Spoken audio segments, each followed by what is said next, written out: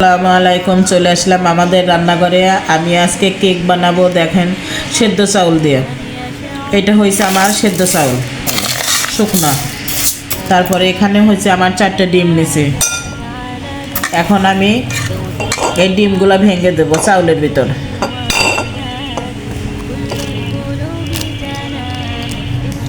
আমি এখন এখানে 4টে ডিম দিয়ে নিছি। আমি এখন এটা ভালো করে মিক্স করে নেব, চামচ দিয়ে ভালো করে এটা মিক্স করে নেব। এটা আমি আধা ঘন্টা এটা ভালো করে ঢেকে রাখবো, ভিজে মাখিয়ে। এখন আমি এই লিকুইড দুধটা দিয়ে দেবো।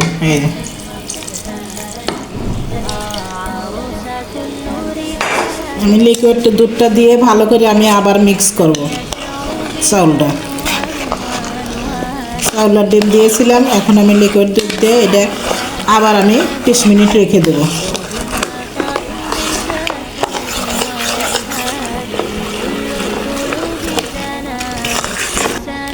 এখানে আমার লিকুইড আধা কেজি দুধ ছিল, আমি সেই দুধটা দিয়ে দিলাম।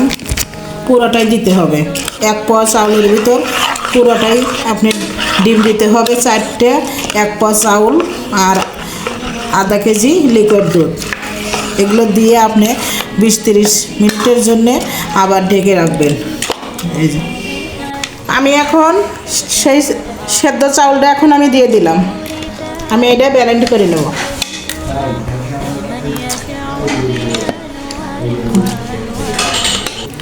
আমি এখন চিনি দিয়ে দেব, পরিমাণ মতো চিনি দেবো। যে যেরকম খান সেরকম দিয়ে নেবেন।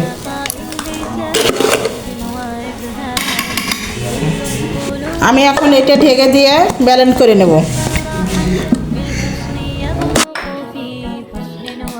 আমি এখন পরিমাণ মতো লবণ দিয়ে নেব। আমি এখন বেকিং পাউডার দিয়ে নেব। এখন ভ্যানিলা এসেন্স দিয়ে দেবো পরিমাণ মতো। আমি এখন এটা ভালো করে মিক্স করব। ডিমের গন্ধটা কয় না, এই জন্য আমি ওইটা দিয়ে নিলাম। আপনারা এটা দিয়ে নেবেন। পরিমাণ মতো গুঁড়া দুধ দিয়ে নেবো। এই দেখেন, প্যাকেটের গুঁড়া দুধ আমি দিয়ে নেব পরিমাণ মতো।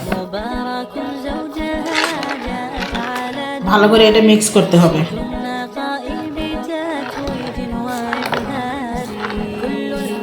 গুঁড়ো দুধ দিলে আর টেস্টটা আর একটু ভালো হবে।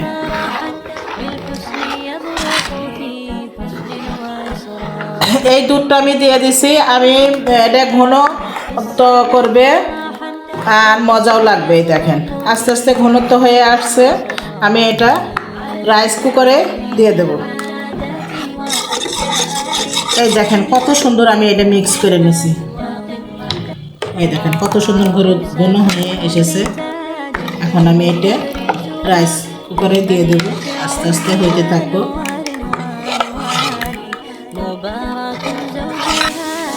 আমি এখন একটু ঘি দিয়ে দেবো, এখানে ব্রাশ করে দিয়ে দেবো।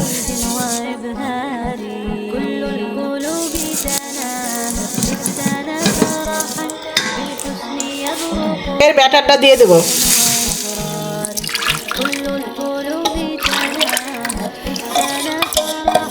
এখানে সেদ্ধ চাল তো, এই জন্য আমি এটা একটুই রাখছি, বেশি ঘনত্ব করে নেই।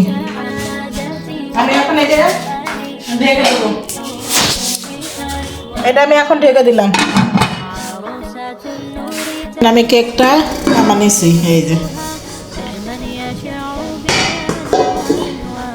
কত সুন্দর হয়েছে দেখেন। তারপরে আমি ফ্রিজে রেখে দেবো, আধা ঘন্টার মতন ফ্রিজে রাখবো। রেখে তারপরে আমি আবার কেটে দেখাবো আপনাদের। এটা এই দেখেন আমার কেকটা কত সুন্দর হয়েছে। সেদ্ধ চাউল তো ওই রকম হয় নাই। এই দেখেন কত সুন্দর হয়েছে।